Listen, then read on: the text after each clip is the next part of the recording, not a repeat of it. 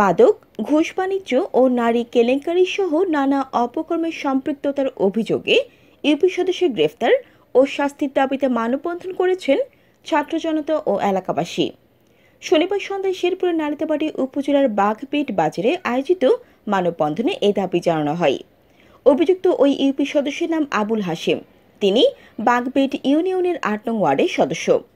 এলাকাবাসী ও ছাত্র জনতার ব্যানারে আয়োজিত মানববন্ধনে অভিযোগ করা হয়, 11 নং বাঘবেট ইউনিয়নের ৮ নং ওয়ার্ডের ইউপি সদস্য আবুল হাশেম দীর্ঘদিন যাবৎ এলাকায় নারী কেলেঙ্কারি, সরকারি নানা সেবা প্রদানের ক্ষেত্রে ঘুষ বাণিজ্য এবং মাদক ব্যবসা করে আসছে।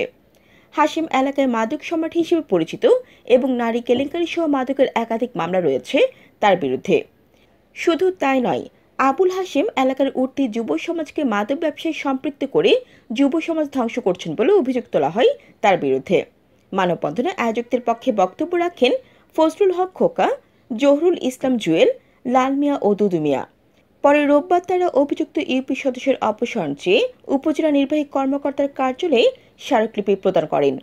জান্নাতুল আফসানা, চ্যানেল বাংলা। মাদক ব্যবসায়ী, তাকে মাদক সম্রাট বলাই চলে।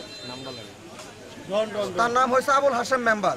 আবুল হাশেম মেম্বার সে এরপরে যে আমাদের যে শেখ হাসিনা সরকারকালীন সময়ে যে আপনার আশ্রয় কেন্দ্র ঘরগুলা দিয়েছিল, এই ঘরগুলা প্রত্যেকটা ঘরের প্রতিটা ঘর থেকে তারা যার কাছে ঘর করছে, কারো কাছ থেকে 50, 40, 60, 80, 1 লক্ষ। আমরা মাদকের প্রতিকার চাই।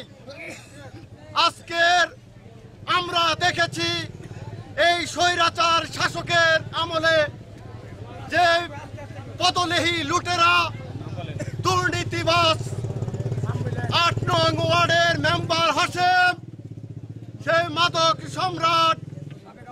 আমরা দীর্ঘদিন দেখেছি সে মাদক বিক্রি করে তার সহযোগী আছে আমাদের এই ওয়ার্ডে 1 থেকে 200 লোক, তারা তার সহযোগী হয়ে কাজ করে।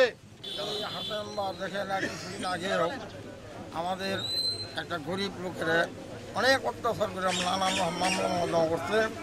সে বলছিল যে মাদকতা, এই জন্য তারা অনেক ক্ষতিগ্রস্ত করছে। একটা মেয়ে লোক বলা হয়রানি করছে, মেয়ের মান সম্মান দেওয়া। আমরা বিচার চাইছি, কিছু বিচার পাই না। আমরা এখন বর্তমানে মাদক মুক্ত সমাজ চাই।